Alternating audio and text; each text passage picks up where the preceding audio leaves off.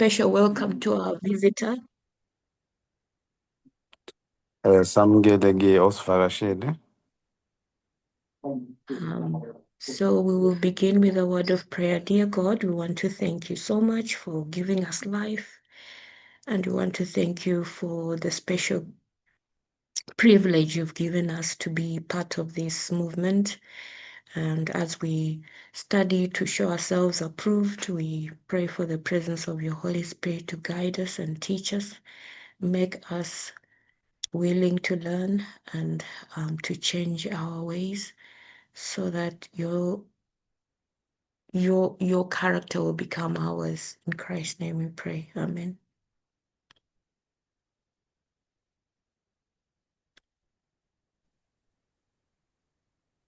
Let me share my screen, my presentation. We are carrying on with our studies of Daniel and Revelation. Siyaqhubeka-ke ney'fundo zethu-ke zika-Daniel no-Revelation. We've completed chapter 1. We're starting chapter 2 today. Siqedile ku-chapter 1, siqala ngo-chapter 2 namhlanje. In chapter 1, the Godhead was introducing themselves to us. Ku-chapter 1 besibona-ke ukuthi ubunhlobo bukaNkulunkulu-ke bebuziveza buzazisa kuthina. Because they have a special message for us here at the end of the world. Ngoba kunomlayezo okhethekile-ke oqondene nathi-ke ekupheleni komhlaba namhlanje. We identified that there was a special message given to the 7 churches.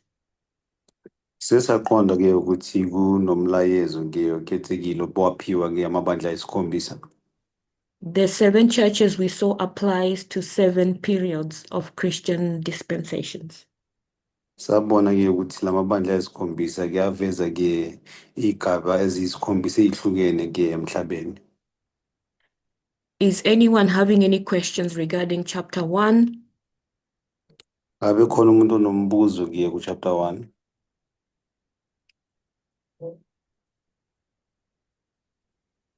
Because now we are going to proceed with looking at those 7 periods of Christianity. Ngoba-ke sizoqhubeka ngokuthi sibuke iy'gaba lezi eziyisikhombisa-ke zobuKrestu. One by one. Nganye nganye. So these are the 7 periods that we are looking at. Amabandla ayisikhombisa yiwo lawa-ke esiwabukayo. I just wanted to clarify because after last week's lesson, Ngifisa ukuchaza ngoba ngemva kwesifundo sa-last week, Stengisiwe wanted to clarify that these churches actually existed in reality. uSitshengisiwe bekazama ukuthi abonise ukuthi lamabandla lawa bakhona abonakala. And the answers to that was that yes, there was a church in a town called Ephesus. Impendulo kulokho ukuthi yebo bekukhona-ke ibandla-ke masibuke e-Ephesus. There was a church in a town called Smyrna, Pergamos, and so on and so on.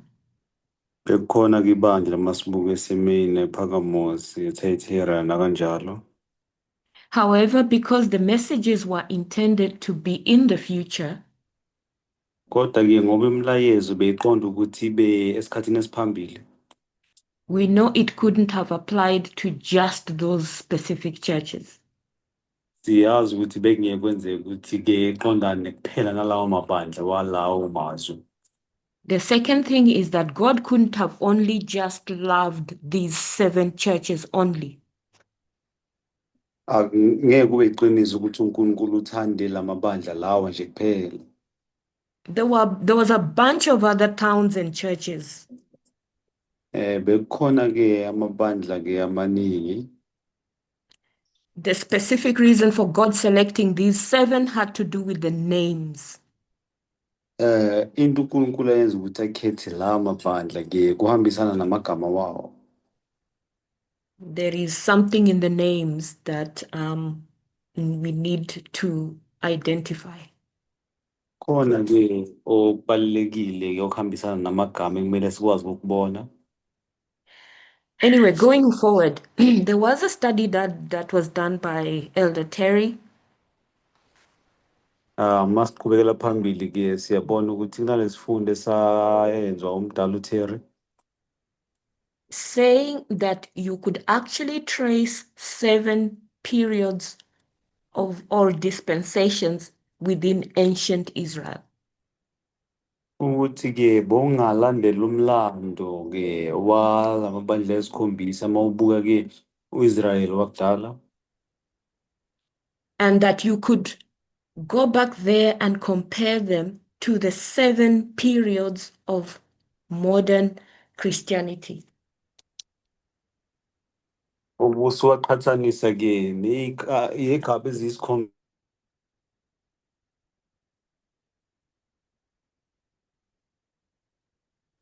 Hello, Tolani?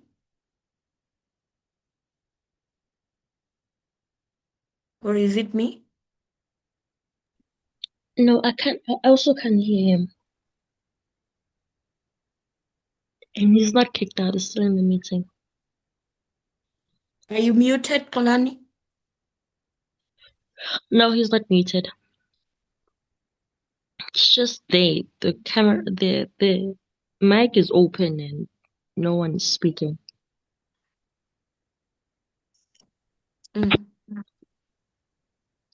He's gone now, right? sorry I got kicked No. out Oh, okay. All right. So you can look at ancient Israel ungabuka ke kuIsrayeli wakudala and recognize 7 periods. bese ke uyabona ke igaba ezisikhombisa And you can actually take the characteristics of those periods ungathatha ke okuhambisana ke nalezo igaba and see that they match nicely with the 7 periods of modern Christianity. bese uyabona ke ukuthi kuhambisana ncamashi ke nezigaba ke zesikhathi esiphila kuso This is how Elder Terry identified the 7 churches of ancient Israel. indlela ke umdala uThera aveze ngayo ke amabandla esikhombisa ke kaIsrayeli wakudala Ephesus was the Exodus period. ukuthi ke leli lase-Efesu ke bekuyibandla noma ke belibonisa u-Exoda This is the first period of this original church period. besibona ke ukuthi ke kuba ke isigaba sokuqala seqiniso ngesivezwayo Where God takes a people out of Egypt triumphantly.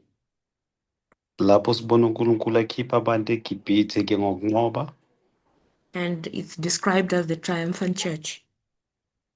sibona ke kuyibandla lokunqoba Smyrna was the period of the judges characterized by persecution.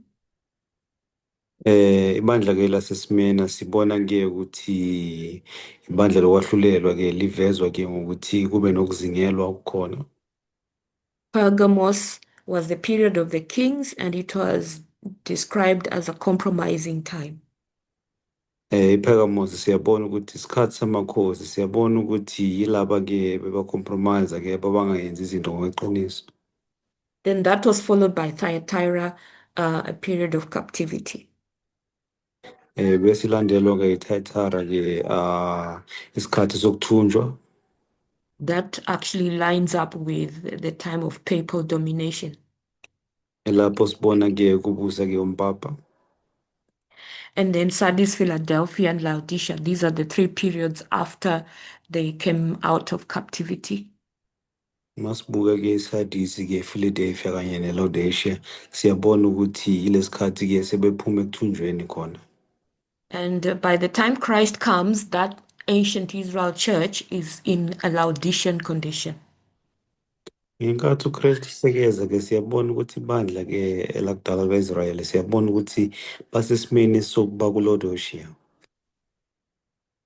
So the 7 churches are Christian dispensations.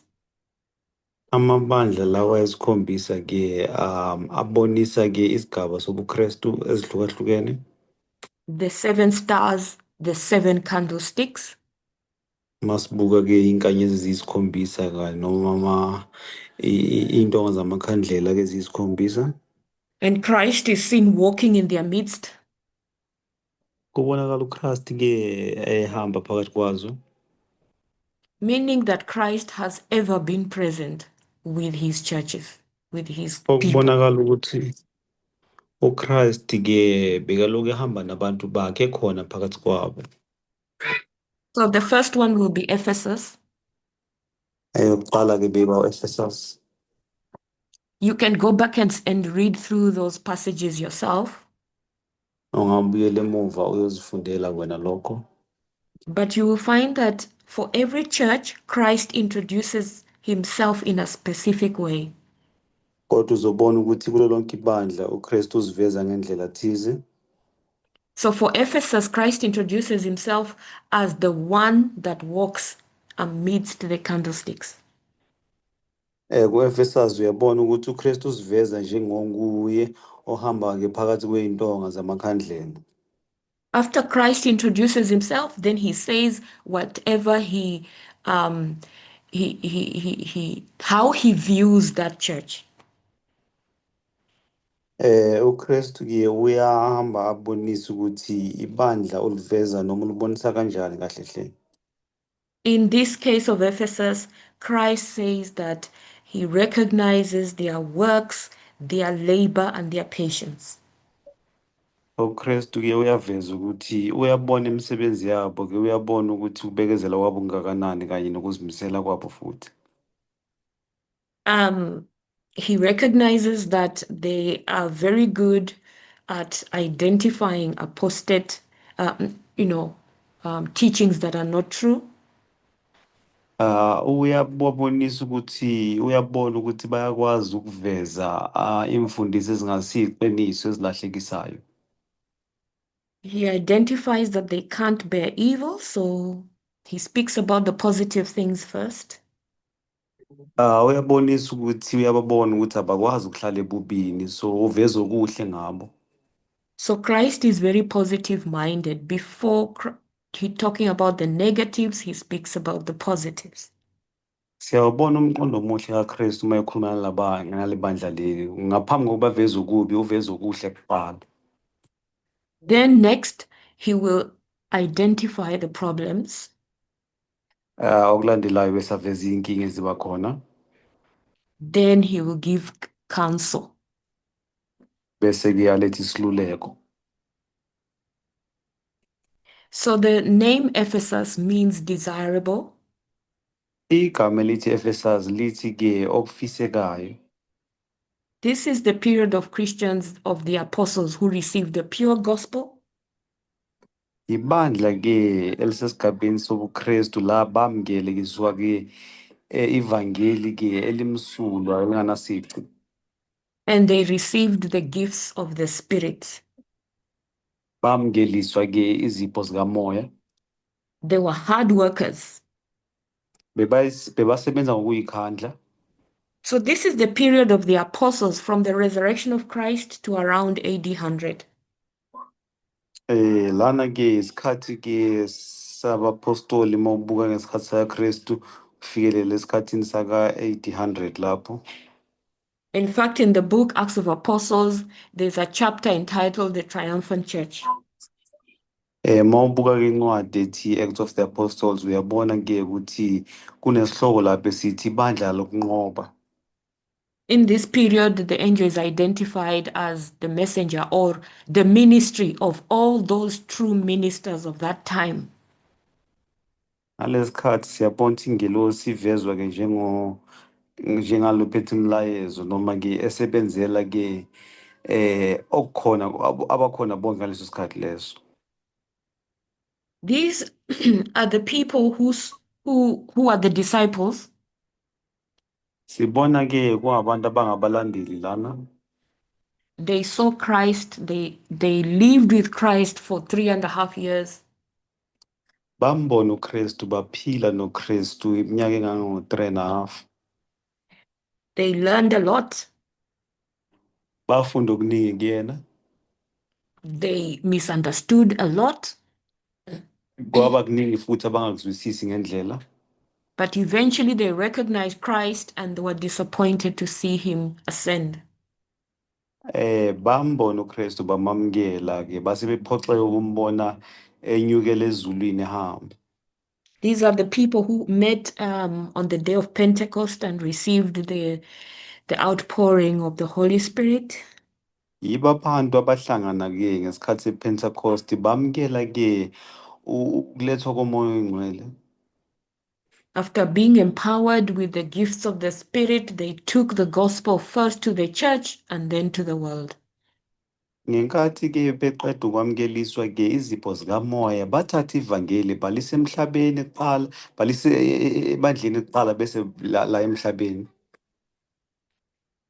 When the nation of Israel rejected the gospel in AD 34, Ibandla ke lika-Israyeli ke malinqaba ke umlayezo ngo-AD 34, these believers were literally kicked out of Jerusalem.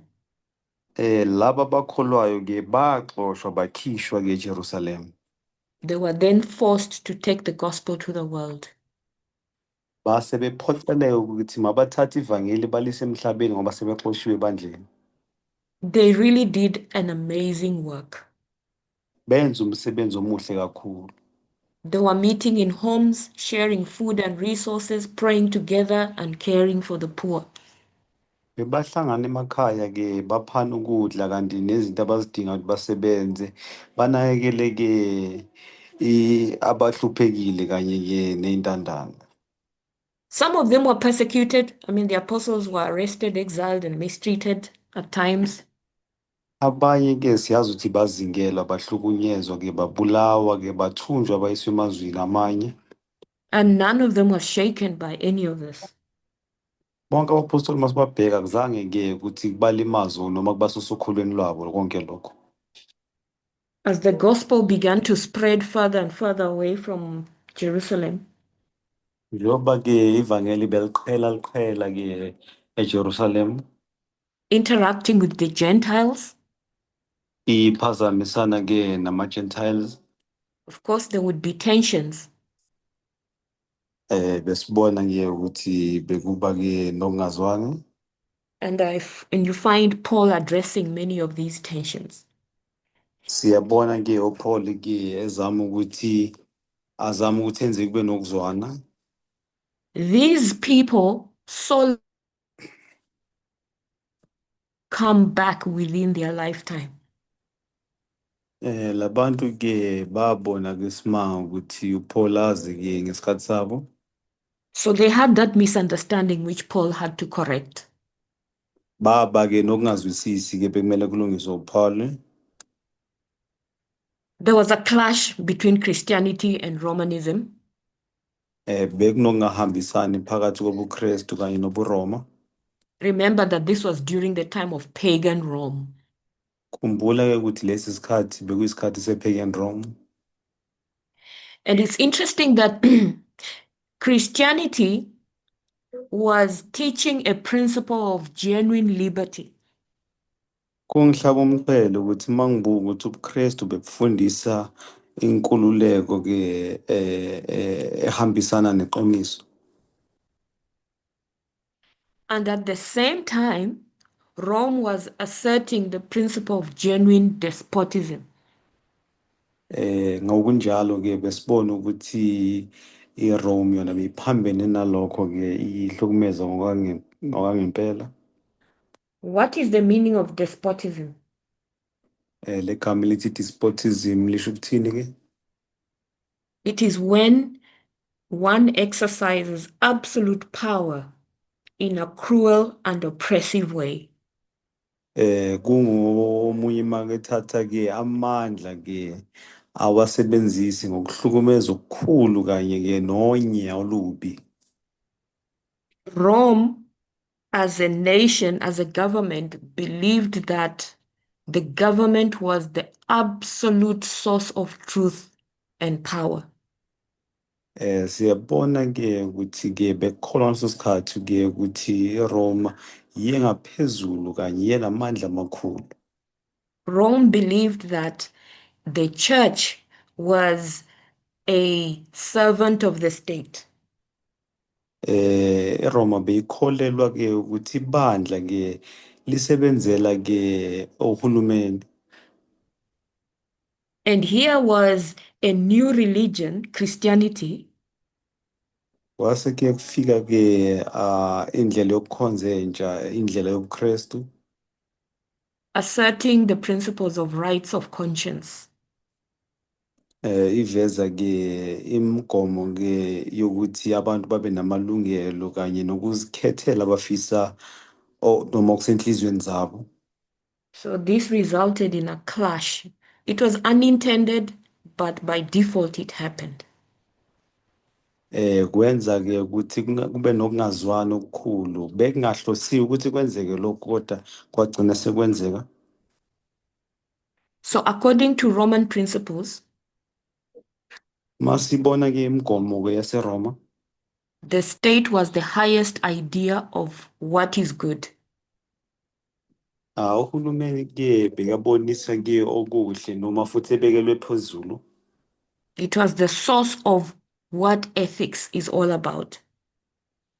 Yila bekubonakala ukuthi ke ukuthembeka nokulunga kuyini kahle hle. So the state had to control the churches. State siyabona ke ukuthi besiphethe ke amabandla. It was a system of slavery. Bekuyindlela ke yokucindezela abanye. All the religious views had to be subject to the state. Zonke indlela zokukhonza bekumele zithobeke kuhulumeni. So this period of Ephesus, Lesikhathi ke sabe Ephesus, this pure church had to contend with the darkest ibandla forces leli of paganism. ibandla leli limsulwa ke bekumele ke lihambisane ke nobumnyama bombuso waleso sikhathi. So they were in a kind of a dangerous time period for themselves. Masibukisisa kahle hle bebesesikhathini esibi kulesikhathi bebekuso. Having to contend with Rome. Ukuthi bebephoqeleke ukuthi mabahambisane ke neRoma. You can do your own research further on this subject. Ungaqhubeka nocwaningo lwakho kulesihlobo lesi. But Christ had a complaint about them. uKristu yaba ke ne-complain ngabo. They started off with a lot of zeal, but then it diminished. Baqale ngogqozi olukhulu kodwa ke laselishabalala ekuhambeni kwesikhathi. And Christ is seeking to wake them up with a warning. uKristu ke ufisa ukubavusa ke ngokubapha isixwayiso. That if they didn't return to their first love, their candlestick would be removed. Ukuthi ke mabangabuyeli kwisithandwa sabo sokuqala bazoshabalaliswa basuswe. In their midst was a bunch of people that were called the Nicolaitans. Bekhona ke kubona bebabizwa ke ngama-Nicolaitans. If you do a research, you will discover that Nicolaitans were kind of professing to be part of the movement at that time. Mawenza ucwaningo ke ngama-Nicolaitans uzobona ukuthi ke bebazenza abantu ke abayingxenye ye-movement ngaleso sikhathi. But they were compromising with paganism. Kodwa ke bebehambisana nokungalunganga ke okuhamba ne-paganism.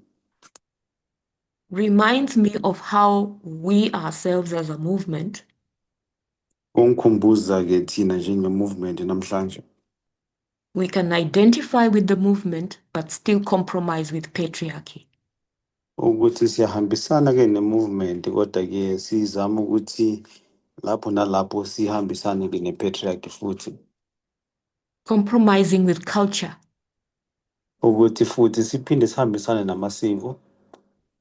When God requires us to have that first zeal, uNkulunkulu makefisa ukuthi sibambeleke lolu gqozi lakuqala and confront patriarchy and sexism head on, ukuthi siqondane ngqo nobunhloko kanye nokucwasa ngokobulili. we are not willing to do that because it's too painful.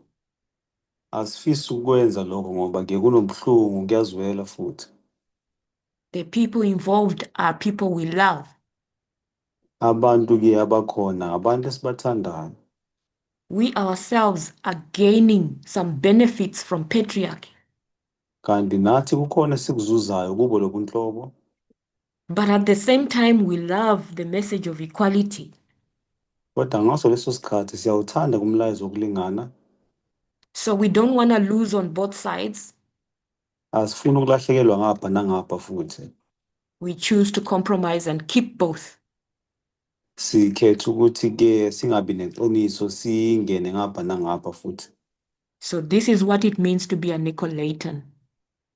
Ukuba i-Nicolaitan kuchaza lokho ukuthi uphakathi nendawo. A member of the movement who continues to compromise with patriarchy. Ukuthi-ke uyingxenye yelunga-ke le-movement kodwa-ke uphakathi nendawo awukwazi ukwenza isinqumo sokuthi ume la uma khona ngeqiniso. The problem is that Nicolaitans can be teachers.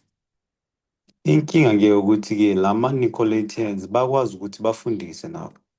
And go have an influence on other people. Bakwazi ukuthi babe namandla, babe nomthelela futhi kwabanye abantu. Turning the grace of God into lasciviousness.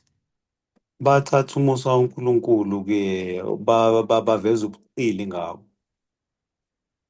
Lascivious means Lascivious uchaza ukuthi lustful, offensive behavior.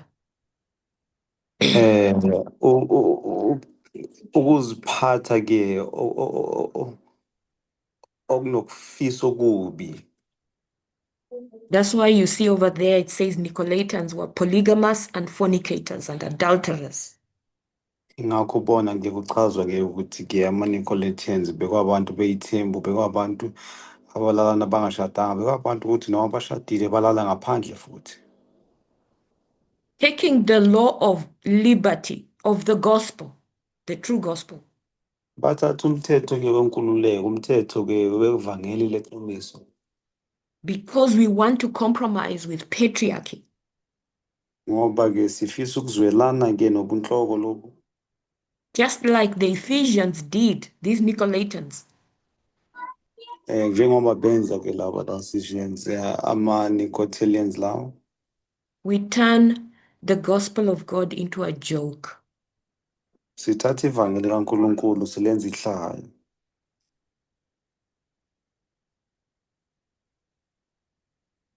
But God is merciful. Kodwa uNkulunkulu unomusa. And promised that if Ephesus went back to its first love, Kuphinde kuboniswe-ke ukuthi mangabe u-Ephesus uyabuyela-ke kusithandwa sakhe sokuqala. that's first love of working hard and even testing their teachers. Uthando lokuqala lokubonisa ukuyikhandla mabesebenza kanye nokuvivinya-ke kwabafundisi babo. They would be rewarded with the tree of life. Bebazoklonyeliswa-ke ngesihlahla sokuphila. Where is the tree of life? Ngabe isihlahla sokuphila sikuphi? It's in heaven. Sisezulwini. According to Paul, there are three heavens. NgokukaPaul-ke amazulu mathathu. The first is the atmosphere here, where the birds fly. Izulu lokuqala lisemkhathini la sibona iy'nyoni zindiza khona. The second is the space where the stars and the moon are. Izulu lesibili-ke kulaphayana-ke emkhathini la sibona khona-ke inyanga kanye ney'nkanyezi zikhona. And the third one is where God's throne is. Izulu lesithathu ke lingaphezulu la isihlalo saNkulunkulu sihlezi khona. It's interesting that the tree of life is mentioned 6 times in the Bible. Kungihlaba umxhelo ukuthi ke isihlahla sokuphila sivezwa kuze kube kayisithupha ke eBhayibhelini. 3 times in Genesis, 3 times in Revelation. Kathathu encwadini yokuqala uGenesis, kathathu futhi encwadini yokugcina esambulo. Interesting. Beginning and end. Kungihlaba umxhele ngoba sikubona ekuqaleni sikubona ekugcineni futhi. From Eden, we are going back to Eden. Sukele Edeni sibuyele Edeni futhi. This promise is not only to Ephesians, it's to all overcomers in all ages.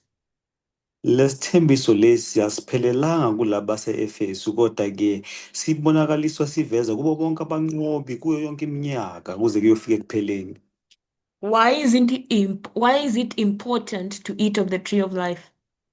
Kungani kubalekile ukuthi sidle ke esihlahleni sokuphila?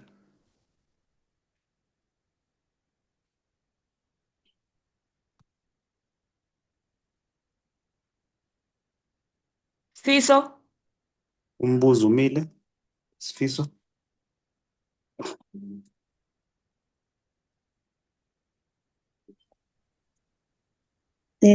Lillian, ngicela Lillian? ukuzama. I'm just trying. Lillian, you would like to try?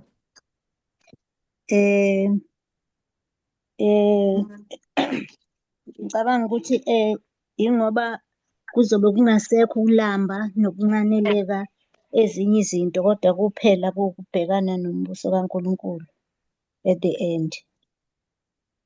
Lillian says it is because there will not be hunger or thirst anymore for the things of the world. So we'll just be longing for God's throne and mercy. Okay, thank you, Lillian. Siyabonga. Hello. Hello, go ahead. For healing, Omunye uthi kuze kube khona ukulapheka. Thank you. Anyone else? also, yes, Yes, also Elder that D. we, Futi, and then? I didn't hear who the Okay. other one was. Yes, Futi? yes, so that we don't die. Hence, it was taken away from Eden after man fell into sin, because it would mean we would be ill and sick without dying. But because God is merciful, God removed the tree of life so that at least we die. We get sick and die. Rest. Which is Yes, we yeah, sleep. Sure. we sleep. Yes. Great. Yes. Uthi uveza ukuthi kuze kube nempilo ke ngapheli ngoba uNkulunkulu eEdini ngathi kuvela isono wasisusa ke isihlahla sokuphila ukuthi singahlukumezeki siloke sigula sizwe ubuhlungu kodwa siqhubeke siphila. So kwabonakalisa umusa ukuthi sikwazi ukuba nobuthongo bokulala. Sikwazi sithola umusa lo. Yes. And who was that other voice? Bekhona elinye iphimbo elizwakele. Elder D. Elder D, it was Vusi. Yes, Vusi. Yes, go ahead. I think Food has already touched on what I was going to say. I was gonna take us back to the book of Genesis, where the two Adam and Eve were prohibited to reach to the tree of life, so that they won't be an eternal sinners. Uvusi ke uthi bekazosho ukuhambisana naloko sekuthinta futhi ukuthi uzosibuyisela ke encwadini kaGenesis ukuthi uNkulunkulu ke wasusa isihlahla kuze ke kungabi ke nezoni ezophila kunaphakade.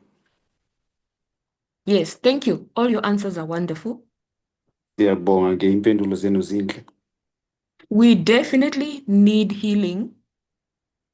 Siyakudinga ukulapheka.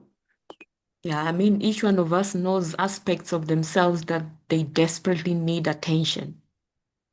Omunye nomunye wethu bayazi ke inkinga zabo lana ke besokola khona bedinga ukulashwa. This is the ultimate makeover. Siyabona ke ukuthi lana kuvese kupheleliswa izinto. And we definitely want it. Siyakudinga futhi lokho. We need it. Siyakudinga kwangempela. This thing of dying is just not, acceptable. Lento yokuthi sife ayinhlanga yamukeleki futhi. So we do need to have access to the tree of life. Siyadinga ukuthi ke sibeke nesandla ke ekutholeni ke isihlahla sokuphila. But it's in heaven, the third heaven. Kodwa ke isihlahla lesi sezulwini, izulu lesithathu leli lingaphezulu. And right now we don't have access. We can't reach it. Angeke sikwazi ukufinyelela manje thina. So the only way to get to it Indlela eyodwa ukuthi sikwazi ukufinyelela khona. for the Ephesians it was to overcome the forces of pagan Rome. Kwabase-Efesu ukuthi bafinyelele bekumele banqobe ke imibuso yaseRoma. Not politically speaking. Hayi ngokwepolitiki. For us, it's to overcome patriarchy, sexism, and have the mind of Christ according to our dispensation. Thina ke ukuthi sinqobe ubunhloko kanye ke nokucwaswa ngokobulili, sibe nengqondo kaKristu ngalokhu ngokwesivivinyo sesikhathi sethu. We cannot compromise with patriarchy. We really need to overcome it. Asikwazi ukuzwelana nobunhloko, kumele sikwazi ukusifinyelela ezingeni lokuthi siyanqoba. Individually and as a movement together. Ngamunye umuntu futhi njenge-movement sihlangene siyimbumba sonke. We are talking repeatedly, teaching each other how to identify patriarchy, what it looks like. Siyakhuluma njalo, siyafundisana njalo ukuthi sikhulume ngobunhloko, sisho ukuthi bukubukeka kanjani bona. How in your own sphere of influence you need to push back at patriarchy, not to cooperate with it. Ukuthi lapho ukhona wena mihla namalanga ulwisana kanjani nobunhloko lobu, hayi ukuthi uhambisane nabo. Otherwise, we will not have access to the tree of life. Kungenjalo ngeke sikwazi ukuthi sifinyelele esihlahleni sokuphila lena ezulwini. I don't know about you, but I don't think aging is a nice thing. Angazi ngani kodwa ngicabanga ukuthi ukuguga into enhle. Tree of life is the answer. Isihlahla sokuphila ke siyimpendulo kulokho. You can be as vegan as you want and drink all the raw juices as you want. You cannot fight back aging.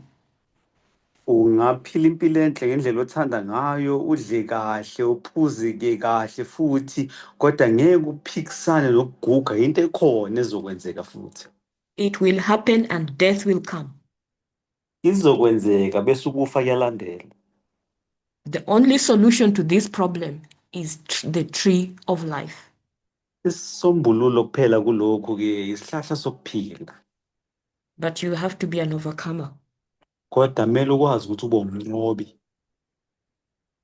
Otherwise, you go down 6 foot and that's it. Kungenjalo ke siyokunyathela phansi umhlaba ke ube phezulu kwesifuba sakho kuphelele lapho. I don't think any of us wants to even think about that. Ngiyacabanga ukuthi akekho omunye wethu ofuna ukucabanga ngalokho. Anyway, let's move on to church number 2, Smyrna. Masiqhubekeni ke sebandleni lesibili ke Smyrna. Any questions about Ephesus? Any additions? Ngabe khona umbuzo khona ke ngo-Ephesus noma ke ukugcwalisa okukhona? Hello, Elder D. Yes, Victor. Yeah, firstly, I want to thank this lesson and I want to comment that truly it seems as if, yes, we have accepted equality, but really there are like great compromise somewhere because of patriarchy. Yeah. Ngizothanda So we ukuthi ngokubonga Mdaludi ngisho ukuthi Kukhona ke okuhamba kahle kodwa engikubona kuyinkinga kakhulu ukuthi siye sizwelane nobunhloko kakhulu. We need to return back to the first love that we have. We did not have compromise before equality came. So, but now when equality came, we then try to compromise, which is directly opposite to the life that we're supposed to live. Yeah, that's my comment. Ke sasingazwelani ke nesono kodwa manje mase kufika umlayezo wokulingana siye sizwelane ke nesono esaziyo ukuthi isono manje akumelanga ukuthi kube ngaleyo ndlela. Hi, Elder D. Thank you, Victor. Yes. I'd also like to add that there's a practical way that gets into our daily nitty-gritties way of living. Futhi uthanda ukugcwalisa ke ukuthi kuba nokungenelela okukhona okwenzakalayo empilweni zethu esiziphila njalo. So if we are not careful, we are running a risk of thinking that the message is only for the pulpit, just like the Seventh-day Adventists are doing. Masingaqaphelanga siba sengcupheni yokucabanga ukuthi umlayezo lona kumele ngewushumayele kuma-pulpit njengoba ke ibandla lama-Adventist lenza. But God is expecting us to practically live this message in our homes, basically. uNkulunkulu ulindele kuthini ukuthi masiwuphile lo mlayezo kakhulukazi ey'ndaweni zethu la sihlala khona. This culture is so supple and is really entrenched in each and every one of us. Siyabona ke ukuthi isiko lenzani futhi lilimaza omunye nomunye wethu. You know, like we are having that mindset of thinking that when we look at those ladies who are married, for instance, to our brothers, they are not women as in the lens of equality, but they are just objects.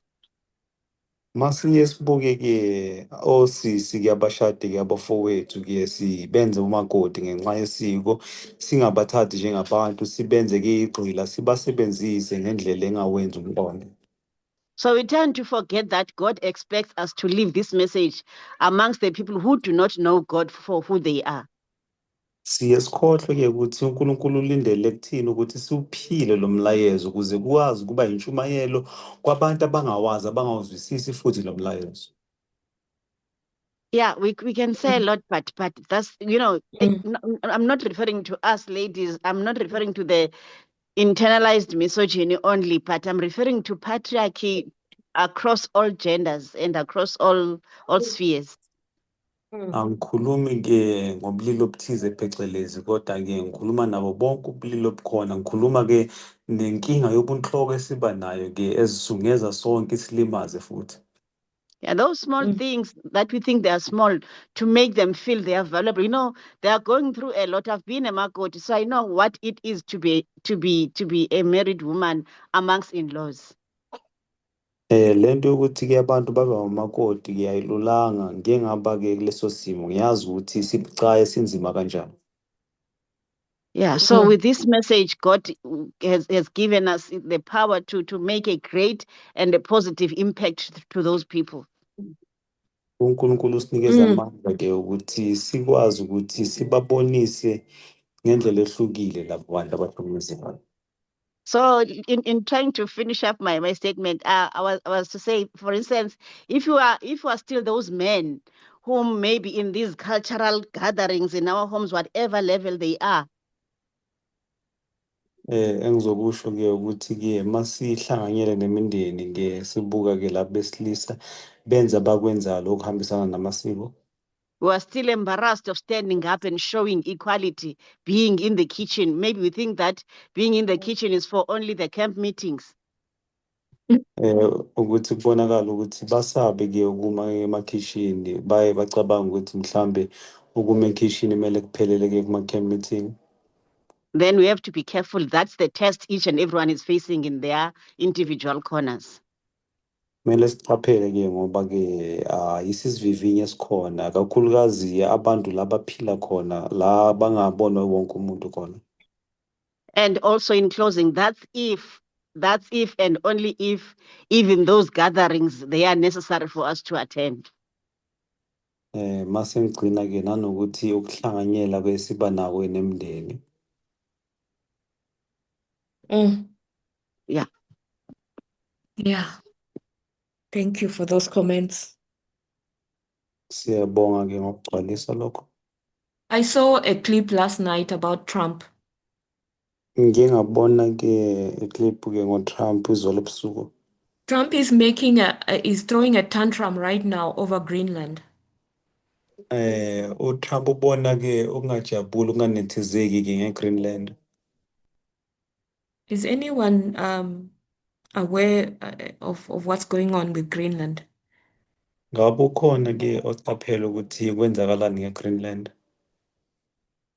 And how he has Norway, he's accusing Norway that they didn't give him a what? What are they? Usola koNorway ukuthi azange ke bamnike what? A Nobel Prize.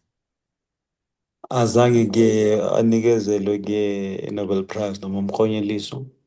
So somebody created a funny video about that. Khona ke owenza ke video yehlaya ngalokho. Depicting Trump as a little boy who's throwing a tantrum because he has been denied something that he wants.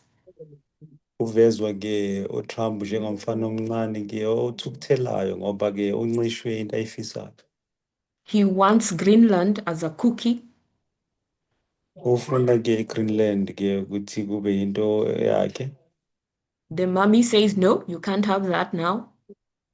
Bese ke kwenza umzekelo ukuthi umama uyala ukuthi angeke kube nakho lokho. So he cries and cries and throws a tantrum. Akhala veza intukuthelo nje ayiginqa phansi. So to silence the tantrum, what should mommy do? Ukuze ke kuvinjwe ukuthi ayiginqa phansi umama kumele enze njani? To silence the tantrum, what should mommy do? Ukuze Giving the cookie. Yeah. Give him the cookie. kumele ke lokho akufunayo ikhekhe lelo. Patriarch is like Trump. Patriarchy. Ubunhloko ke bufana noTrump. When patriarchy does not get what it wants, it throws a tantrum.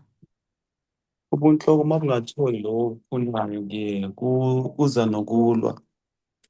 And when we become uncomfortable with the noise of the tantrum, Masiye singakwazi ukubekezela ke ukuyiginqa womntana phansi. we give patriarchy what it wants. Sinikezela ubunhloko lento ekufunayo. So that we can have peace of mind. Ukuze sikwazi ukuba nokuthula. Patriarchy feeds itself, you know. Ubunhloko ke buyazifunza kona. You have these women who are compromised by patriarchy. Sinalaba ke besifazana abazwelana nobunhloko.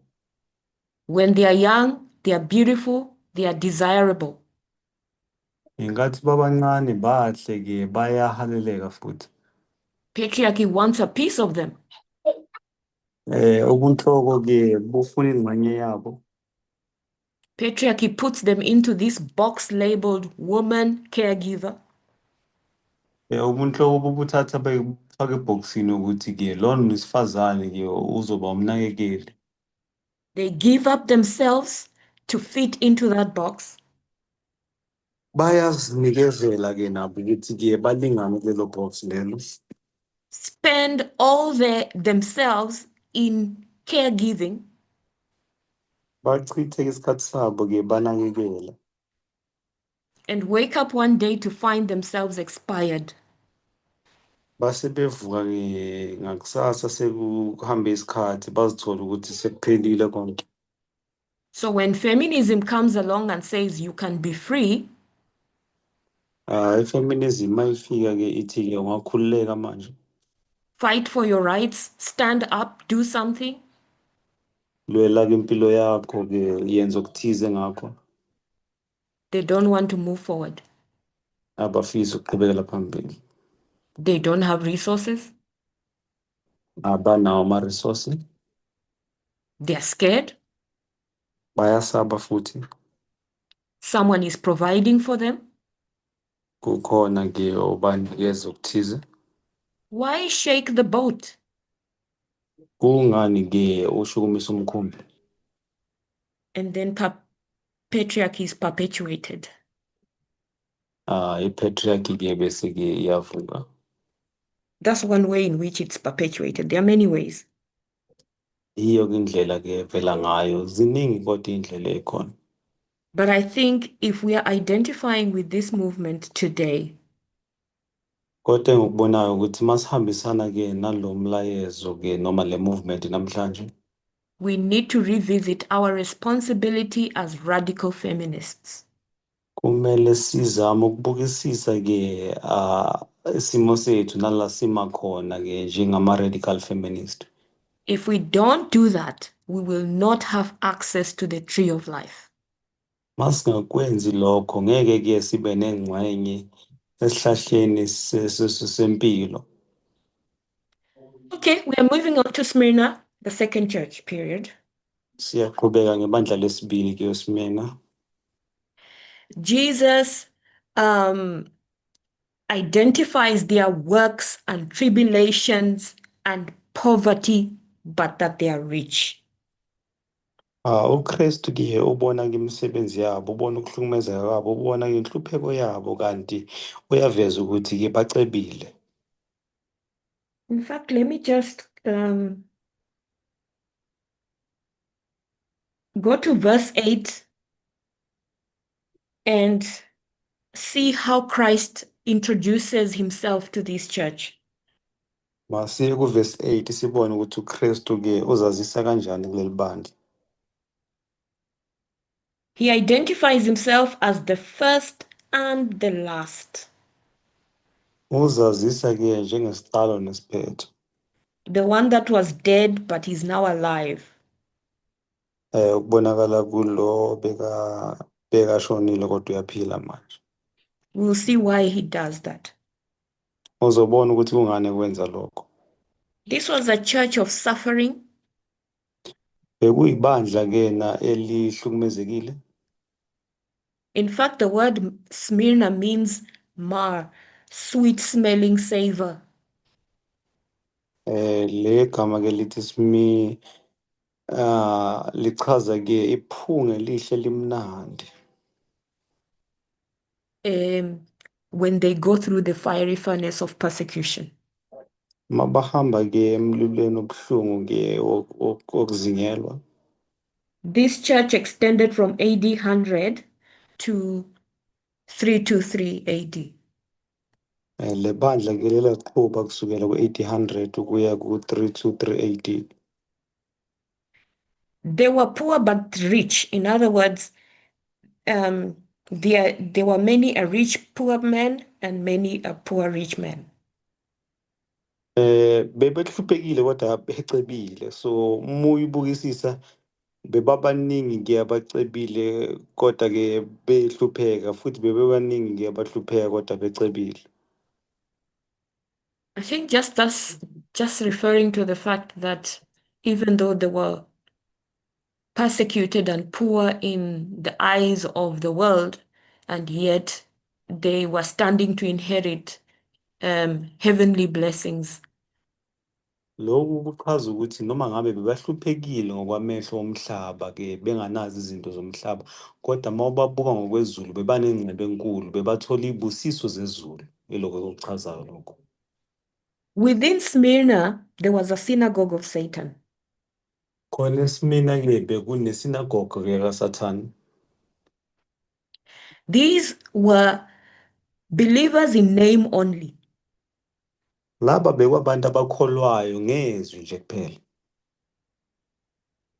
They are the descendants of the Nicolaitans. Bangabantu-ke noma ngingasho ngithi isizukulwane sama-Nicolaitans. Who say, no, we are members of the movement. Abathi cha, singamalunga we-movement.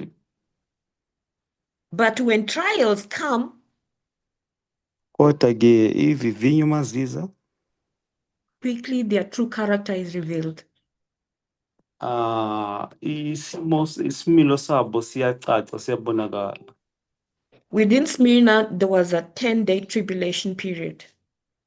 Lapho kuSmyrna siyabona ukuthi bekune malanga ke ayu-10 ke wokuhlukumezeka. So 10 days was 10 years from the day your principal. Siyabona ke ukuthi 10 days lena bekuyi-10 years ke mawubuka ke isiprofetho lesi sesambisana ke nelanga ke nonyaka.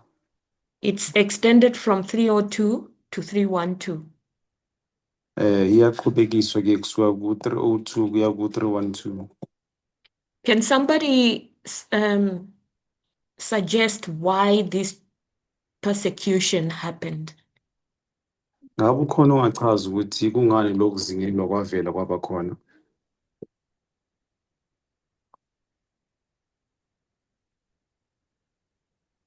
Think about the principle of cause and effect.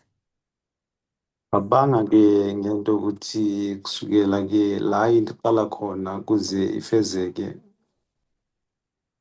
Think what happened in Ephesus. Cabanga into eyenzeka ke e-Efesu. Nothing happens without a cause, you know. Ayikho into eyenzeka inganamsukela wayo.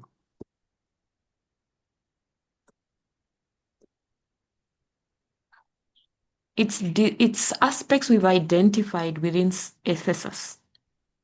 Izinto esisazibuka ke ku-Efesus.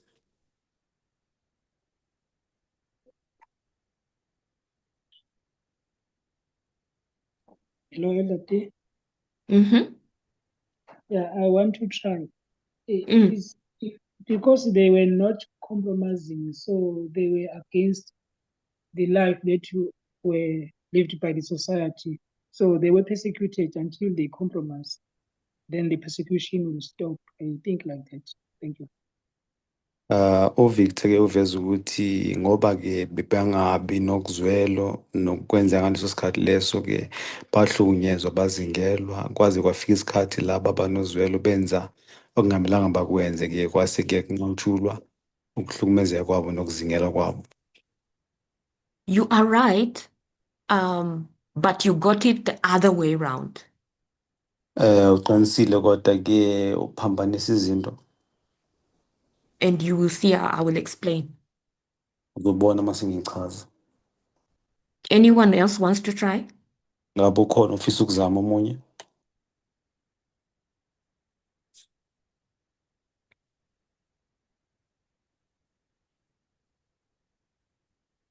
Remember the Nicolaitans. Khumbula ke ama-Nicolaitans. Okay, we have two things happening here in Ephesus. Zimbili izinto ezenzekayo la e-Efesus. There is a falling away from the first love. Okay, not like a falling away. Let's call it a diminished zeal. Siyabona ukuthi ke kuba khona ke dozu ke olwayo lolu. They are working hard and they are pushing against pagan Rome. Basebenza kanzima ke baphusha balwisana ke no-pagan Rome. Simply in terms of ideology. Ngenxa noma ngendlela ebenza ngayo izinto. Because Christ's gospel is teaching liberty. Ngoba ke kufundiswa ke inkululeko lana. Whereas Rome is standing for absolute despotism. Masibona ke Rome ke ukuthi yona iyahlukumeza iyaphikisana ke nenkululeko lena. So there is definitely going to be a clash of ideologies. Kuzoba khona ukungazwani ngokubona izinto ngaso linye. According to Rome, all religions had to be absorbed by the state. They had to become agents of the state. NgokwaRome ke zonke inkolo ke bekumele zibe ngaphansi ke kombuso khona zithobela In fact, umbuso. Yeah. In fact, Rome had no problem with the Jewish religion. Masibukisa isiRome ke siyabona ukuthi benganankinga ke nenkolo yamaJuda. When Christianity comes out of Judaism, ubuKristu mabuza busuka ke enkolweni yamaJuda. the Romans didn't see any difference. They didn't see that there's a difference between Jews and Christians. AmaRoma azange abone mehluko, azange babone ukuthi kunomehluko phakathi kwamaJuda kanye namaKristu. So initially they were treated the same. Baphathwa ke ngokufana, But as time progresses, kodwa ngokuhamba kwesikhathi Christianity is spreading all over the then known world. sibona ke ubuKristu bukhula budlondlobala. They become ideologically a threat to Rome. Sibona ke baba inkinga ke kuRome. But these hardworking people, Kodwa labantu ke abasebenza ngokuyikhandla kanjena, they start to get tired of this, this conflict. bayaqala ke bakhathazwa ke yilo babana nokulwa nokungazwani. But at the same time, you have Nicolaitans in their midst. Kodwa ngaleso sikhathi ke uthola ke Nicolaitans ke bakhona phakathi kubona. The Nicolaitans don't want to continue with this. The Nicolaitans are tired of feeling uncomfortable with this ideological conflict. AmaNicolaitans ke bakhathele ukuthi ke kube nale ngxabano lokungazwani lokho. So they are seeking to find a middle ground. Bafisa ke ukuthi bazame ukuthi bazwana kube nokuxoxisana. They are going to compromise with paganism. Bazithola ke sibezwelana ke nepaganism. So God is looking down from heaven. It's a mess. uNkulunkulu make buka ezulwini ebuka phansi uyabona ukuthi konakele. Paganism, Rome is also looking at this situation and beginning to see a problem with these, there's two classes of Ephesians. I hope we can see that. Mase kubuka siyabona ukuthi ke kunenkinga futhi ebonwayo. Mase sibukisisa kahle kahle njengoba sikhuluma ngamandla amabili siyabona ukuthi abase-Efesu ke babili bahlukene. You have true Ephesians who have left their first love, but you also have Nicolaitans who are compromising. Sinabase-Efesu ke baye bahlukana nesithando sabo sokuqala kodwa futhi siphinde sibe nama-Nicolaitans esizithola bazwelana ke nobubi. So Rome is going to initiate a persecution against these Christians. AbaseRoma ke bazoletha ukuzingelwa ke kubo laba. Because Rome needs to bring Christianity under its control. Ngoba ke Rome ifuna ukuthi lethe ke ubuKristu phansi kombuso wayo. At the same time, God is going to allow persecution to happen because the church is in a mess. Ngaleso sikhathi noNkulunkulu uzovumela ukuthi ke uzingelo lube khona ngoba uyabona ukuthi ibandla ke lisengxakangxakeni. So how do you clean up? Ngabe ke kuzolungiswa kanjani lokho? The test. Isivivinyo. So a great persecution took place. Ukuzingelwa okukhulu kwafika.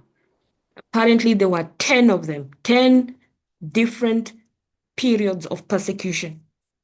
Kwafika ukuzingelwa ke ngey'gaba ke eziyishumi ezihlukene. But it's the last one that was the most severe of the 10. Kodwa ke yokugcina ke yesishumi ke lena ke yaba buhlungu kakhulu. AD 302 to 312. Sukela ngo-AD 302 kuya ngo-AD 312. Houses were set on fire, people were thrown into the sea, accused of dreadful crimes, thrown to the animals. Everything that you know happened. Izindlu zashiswa, abantu ke bathatha ke baboshwa balahlela ke olwandle amaKristu ke bakhonjwa ke ngamacala amabi ke kwaba khona ububi bonke obenzakalayo nento ongayicabanga. So what do you think happened to the Nicolaitans? Yini oyicabangayo ukuthi yenzeka kuma Nicolaitans?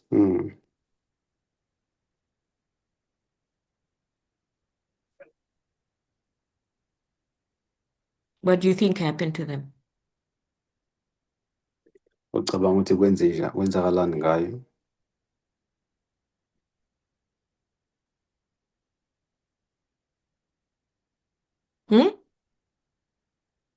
We don't know. Ngabasazi. We don't know what happens to a compromiser when a test comes. Asazi ke ukuthi kwenzakalani kulona ozwelana nobubi makuza isivivinyo.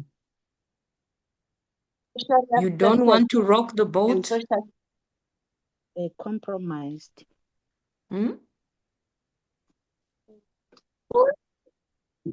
Do you think they remained in the movement? Ucabanga ukuthi ngabe baqhubeka bahlala ke ku-movement lena? Compromised.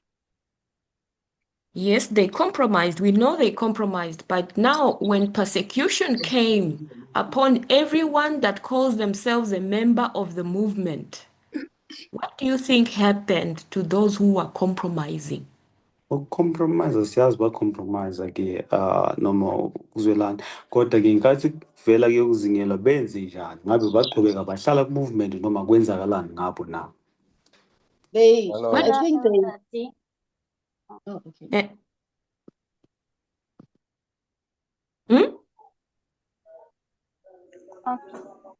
Hi, Odete.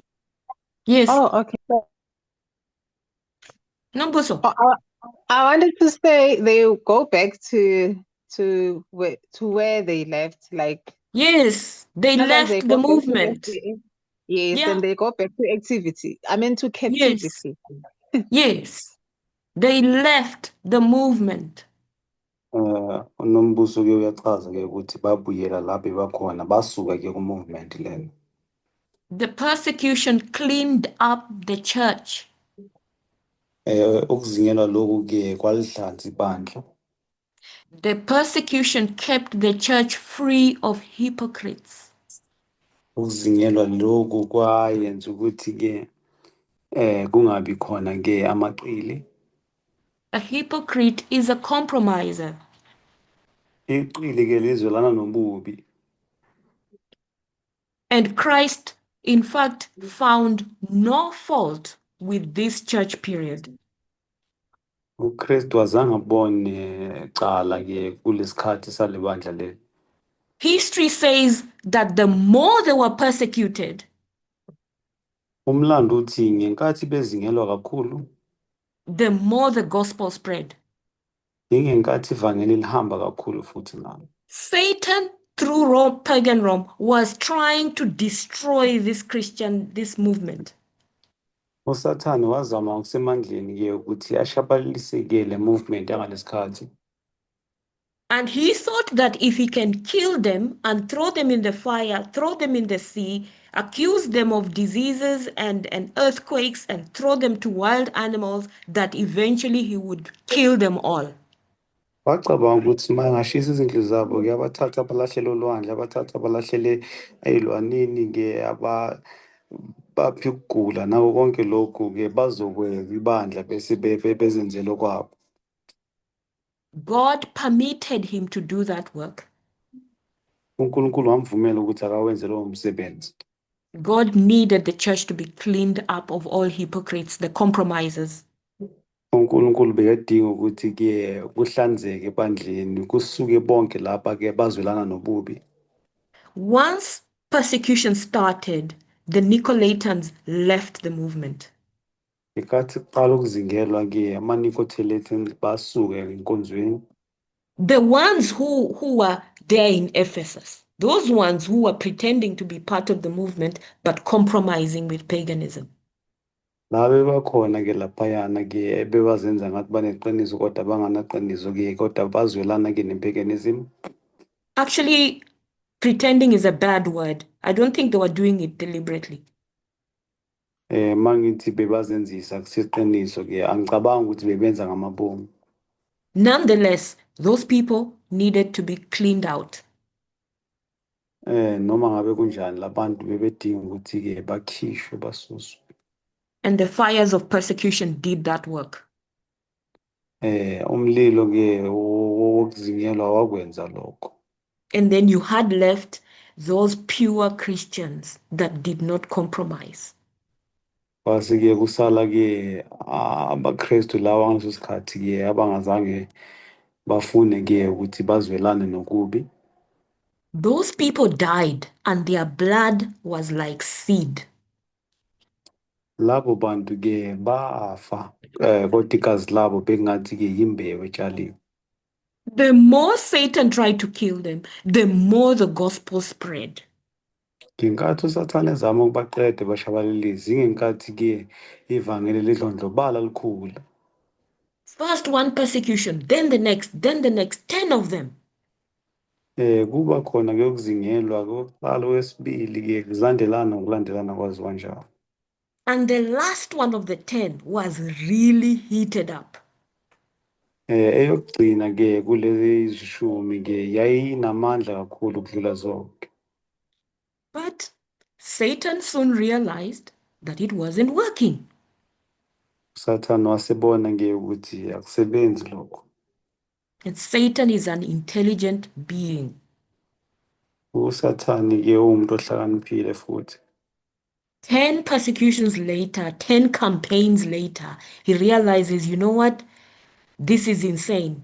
I need to stop. Mase kwenzekile lokhu ke wabona ukuthi yazi lokhu akusebenzi mangakuyeka. What's the definition of insanity? Ngabe igama ke lokuhlanya lichazwa kanjani? In this context, what is the definition of insanity? Kuloko esikhuluma ngakho ke ukungawusebenzisa umqondo ke uchaza ukuthini?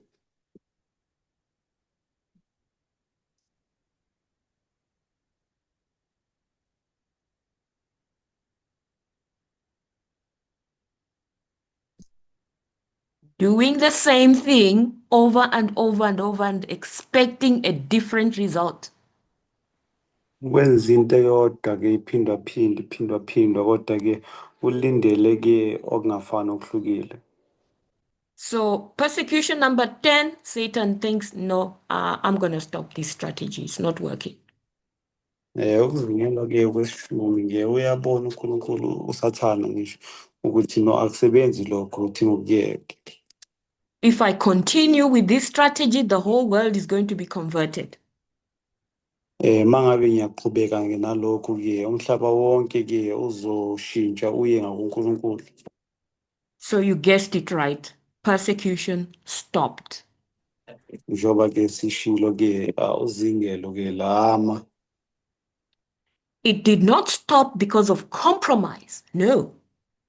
Alimanga ngenxa yokuthi ke kwaba nokuzwelana nobubi cha.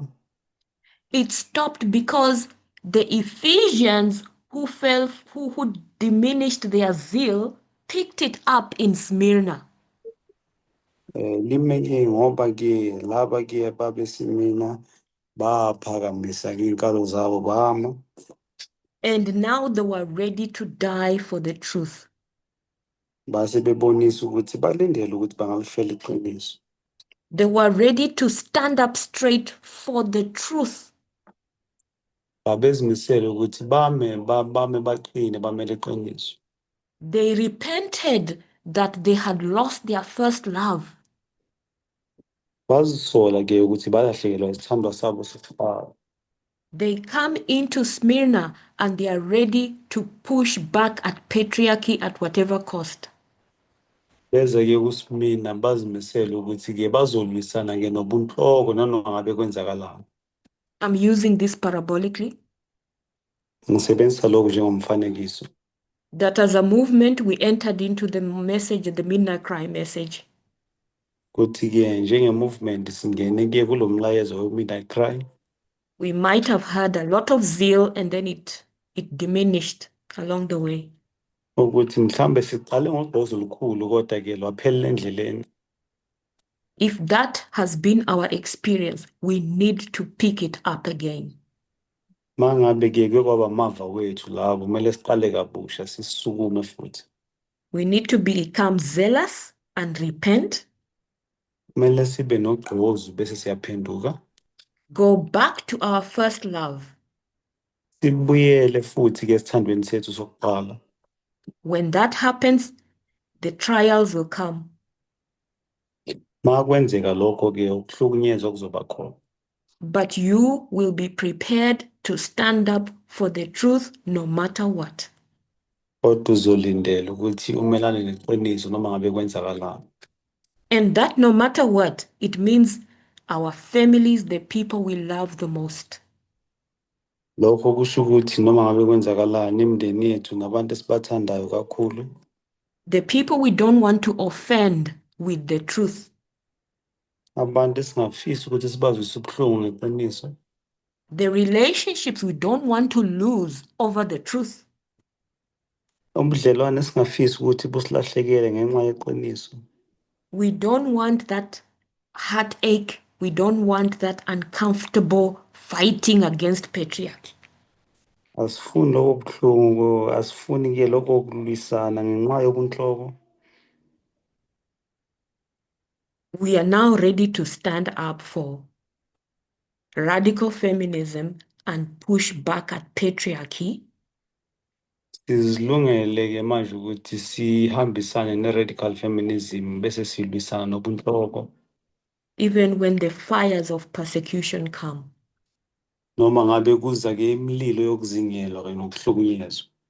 This persecution, it doesn't look like that one of 302 to 312 AD, no. Lokuhlukunyezwa lokhu akubukeki ke njengalokhu ka-302 kuya ku-312 AD, cha akubukeki kanjalo. It's the day-to-day experiences with our loved ones, our friends, and our families. Impilo esiyiphila njalo ke ehlangana ke nalabo esibathandayo abangani bethu kanye nemindeni yethu. And how we are representing the truth. Nanokuthi silimela kanjani iqiniso kubona. So Satan switched strategies. USathane ke waseshintsha ukwenza. Before we get to that, the reward for Smyrna. Ngaphambi kokuba singene lapho masibuke umkhomelo kaSmyrna. For those who remain when the compromisers are out. Laba bamayo ke mase kuphume labo bebazwelana ke namanga. Is that they would not be hurt of the second death. Kuthi ngeke balinyazwe ukufa kwesibili. The death that involves the complete destruction of the soul and the body. Ukufa lokhu kuyoqedelela kuphele nya ngomphefumulo kanye nomzimba. So I'm reading this, I think it's from Great Controversy. The great adversary now endeavored to gain by artifice that what he had failed to secure by force. Wathi umubi ke ezama ukuthi akuthole ke ngobuqili lo akuhlulekile ukuthi akuthole ngodlame. So the by force is the killing of the Christians. Ngenkathi kusetshenziswa udlame ngenkathi kubulawa amaKristu. It doesn't work. Akuboni ukuthi akusebenzi. So he resorts to artifice. Uletha ke ubuqili namanga. Artifice means clever, cunning devices, especially used to trick or deceive others. Ubuqili lobuchaza ukuthi ke ukuletha ke okuhlakanipha ke kwamanga okudonsela abantu ekutheni bekwenze lokhu lo mubi afuna ukuthi bakwenze. So persecution ceased, and in its stead was substituted the dangerous allurements of temporal prosperity and worldly honor.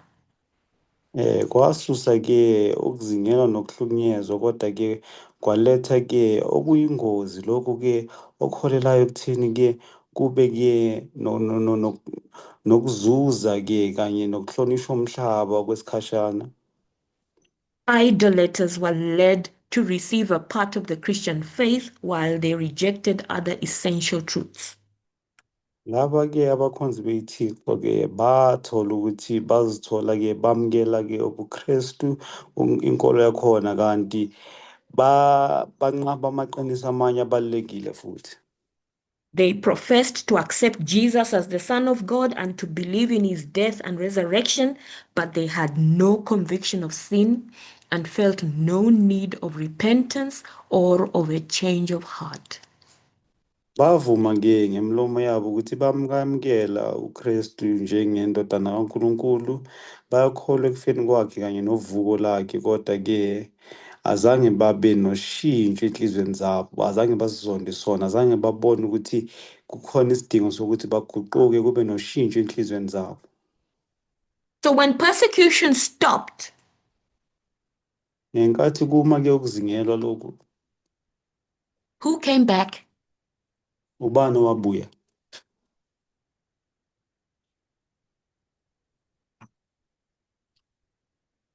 Who came back? Ngabe ubani owabuya? The Nicolaitans. Nicolaitans. Nicolaitans. And the Nicolaitans came back. Wabuya kama-Nicolaitans. And where are we going to find these Nicolaitans? Sizobathola You're going to find them in the next church period, Pergamos, doing amazing things. Uzobathola-ke ebandleni elilandelayo ePergamos benza izinto ezimangazayo. If you don't believe me, just go. Yes. I just wanted to highlight something. I was just looking at how Christ is in those letters to these two churches, how Christ introduced himself. If you look at the first one, Uzocelwa nje ukuveza okuthize-ke uma ubuka-ke kula mabandla indlela uKristu ayaziveza ngayo. on the first church, Christ said unto the angel of the church of Ephesus, write, this thing says he that holdeth the seven stars in his right hand, who walketh in the midst of the seven golden bowls. Christ says, I know thy works, and thy labor, and thy passion, and how thou canst not bear them which are evil, and thou hast tried them which say they are apostles, and are not, and hast found them liars, and has borne and has passion, and for my name's sake has labored, and has not fainted. Nevertheless, I have somewhat against thee, because thou hast left thy first love. Okay, I'll try to You can summarize go this. down with it. Yeah. Yeah. Lapho-ke ebandleni lase-Efesus uKristu waveza ukuthi-ke uyawazi umsebenzi wabo obuhle nanokuthi benzeni ukuthi bazimisele kumlandeleni, kodwa-ke wabona nokuthi basuka-ke esithandweni sakhe sokuqala ibandla lelaka-Efesi yase-ke elandela-ke ukuzwelana nobubi nokwenza izinto ngendlela engekho right, kodwa siyabona uma kuqhubeka ukuthi kuye kube khona ushintsho mase nje ukufundwa ngalamabandla. So 5, let me just read 5 says, remember therefore from whence thou art fallen, and repent, and do the first works, or else I'll come unto thee quickly, and I will remove thy candlestick out of his place, except thou repent. But this thou hast, that thou hast the names of the Nicolaitans, which I also have. Okay, uthi-ke ukhumbula-ke imisebenzi yakho wayenza-ke ngaleso sikhathi, zama ukubuyela-ke kulezo ndlela owazenza, kuke njalo-ke ngizokuletha-ke ubhubhise nokushabalalisa-ke kulelo bandla. So what I'm just going to say on this first letter, we can see that Church of Ephesus is not Christ's first love. Elder And Gracious, you're not so now, clear. I'm not sure if it's only me. She's not clear. okay, what about Your now? network is not okay. You keep coming and fading and going and fading like that. Okay, what about now? It's better. It's better, yeah. Okay, there's so much background noise. Okay, so I was saying on this first letter, we are going to see the Church of Ephesus have lost their first love. And Christ is actually coming to warn them that if they don't repent, Christ The is mind really look power. actually going.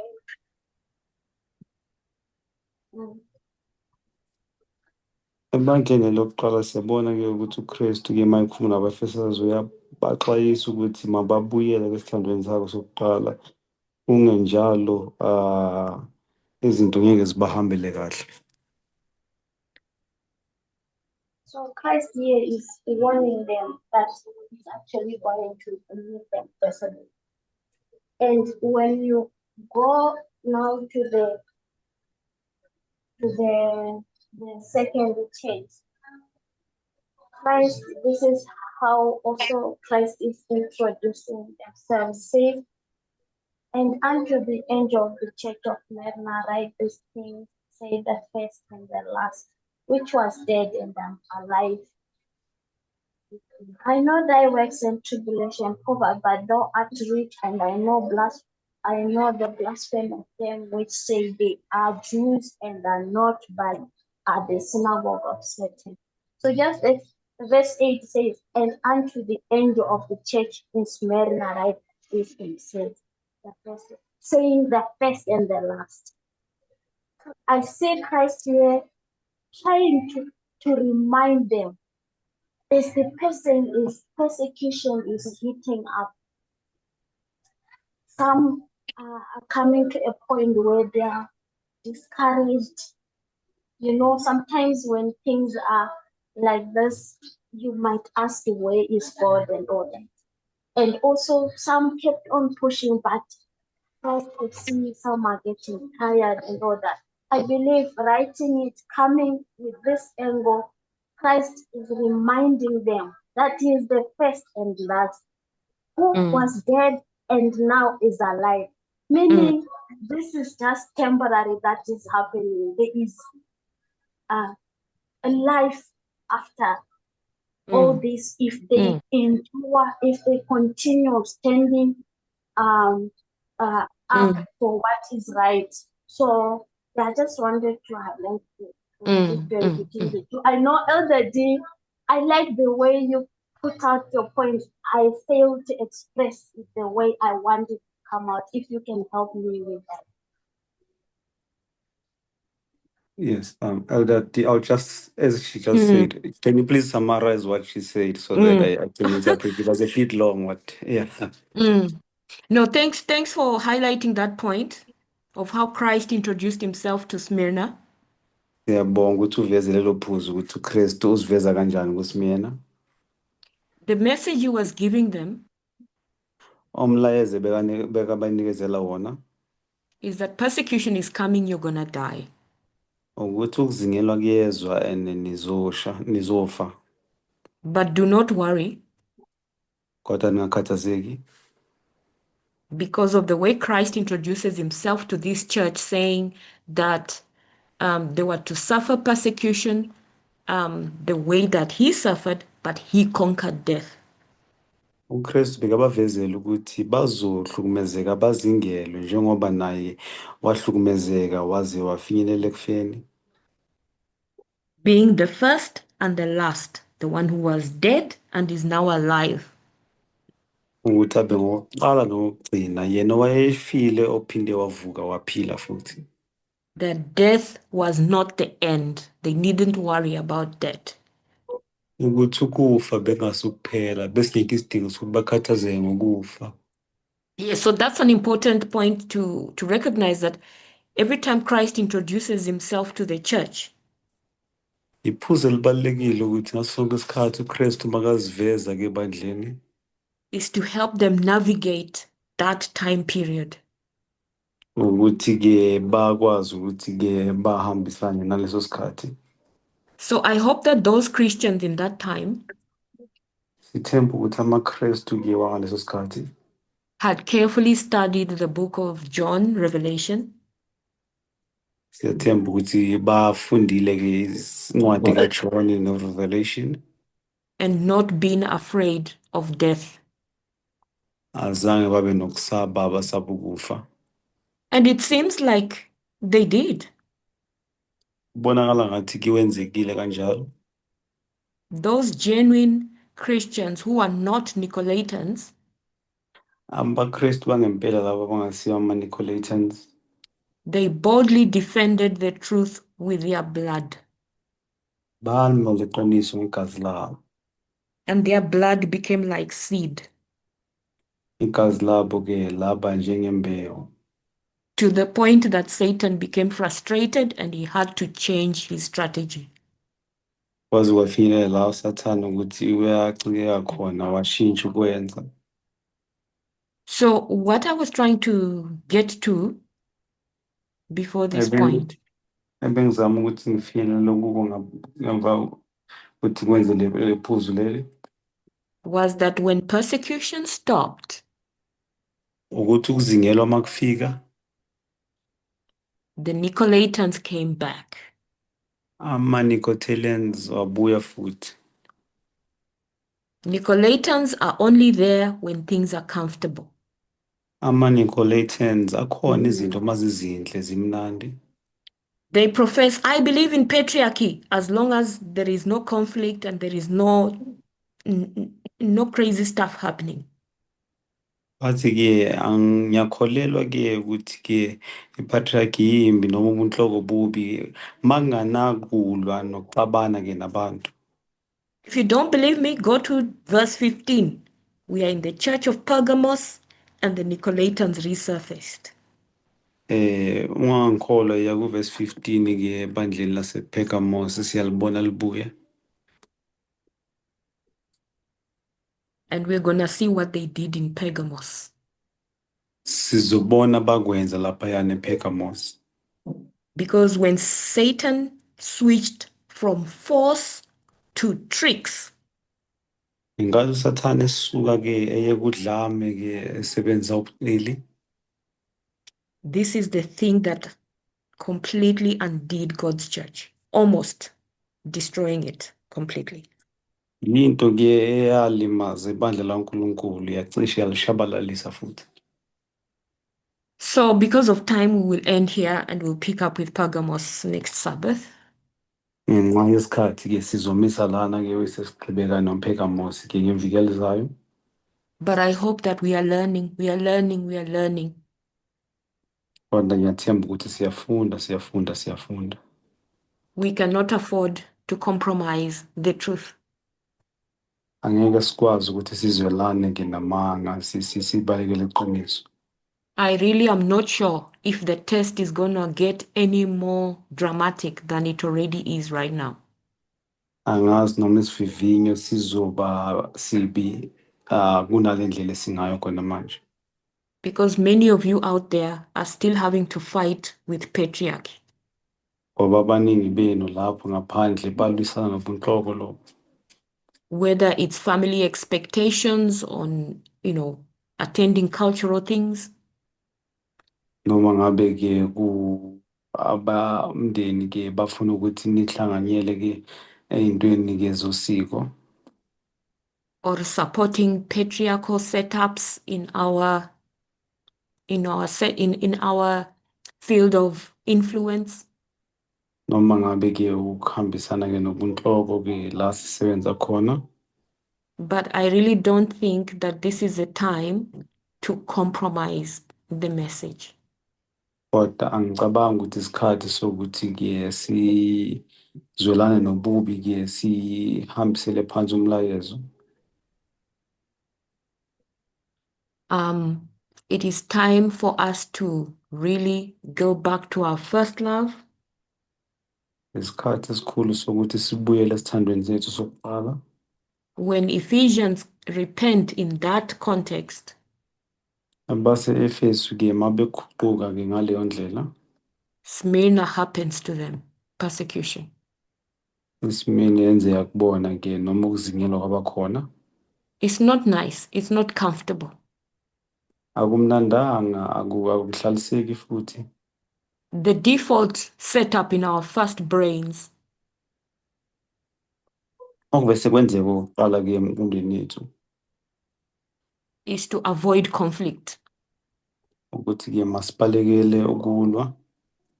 The only way we avoid conflict in our family and friends circles is to compromise the truth. Indlela-ke esibalekelana nokulwa ngayo-ke ebanganeni bethu noma emndenini yethu ukuthi-ke silibekele phansi iqiniso. But I think that what we need to do is to strengthen the slow brain.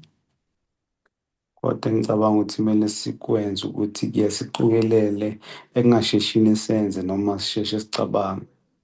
You will not be disappointed if your slow brain is strengthened.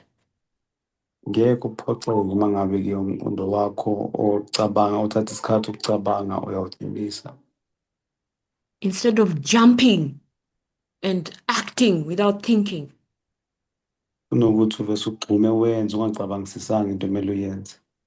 you need to slow down and consider the long-term effects of the decisions and choices you're making now. Kumele uhlale phansi ucabangisise ukuthi kuzokwenzakalani-ke ngey'nqumo lezi-ke ozenzayo. Think about the tree of life, which is far away right now. Cabanga-ke ngesihlahla-ke sokuphila esikude kumanje. Think about dying, both the soul and the body. Cabanga-ke ngokufa ekunaphakade, kufa-ke umphefumulo nomzimba.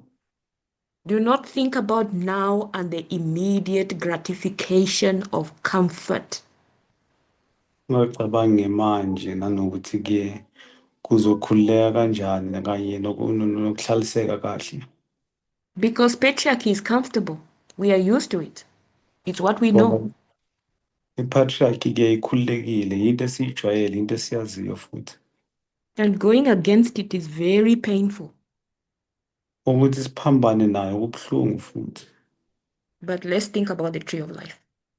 Kodwa masicabange-ke ngesihlahla sokuphila. Okay, so we'll end here. Sizogcina lana-ke.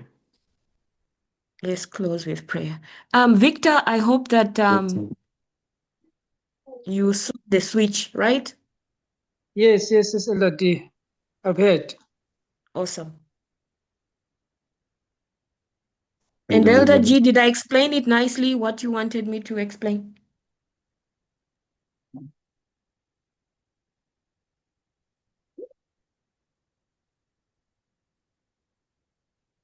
Okay. Let's close with prayer. Dear God, we want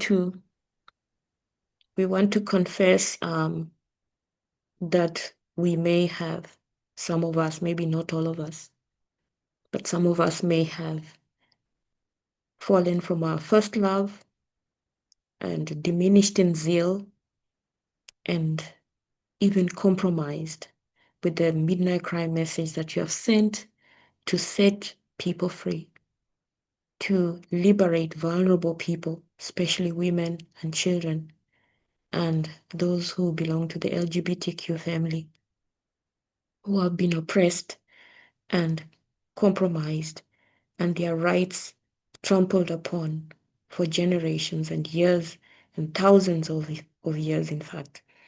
And now here at the end of the world, you're raising us up as a people to push back against patriarchy.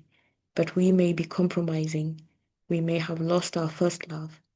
And we want to repent of this and ask that you forgive us, Lord, and help us to be ready to stand up for the truth, regardless of the trauma that it will bring us. And all we need to do is to strengthen our slow brains so that we will be able to consider consequences that are far, far reaching than the immediate comfort that we seek. May you continue to grant us your grace as we wrestle day after day against this system, and help us to learn to treat each other right and to consider each other right. May you continue to bless us. May you continue to heal those who are sick among us. May you continue to strengthen those that are abused and struggling to survive in this patriarchal system. May you help us to recognize their needs, and to each one of us be ready to assist them one way or the other. May you continue to bless us for the rest of the Sabbath. In Christ's name we pray. Amen. Amen. Thank you, everyone. Over to you, Tina.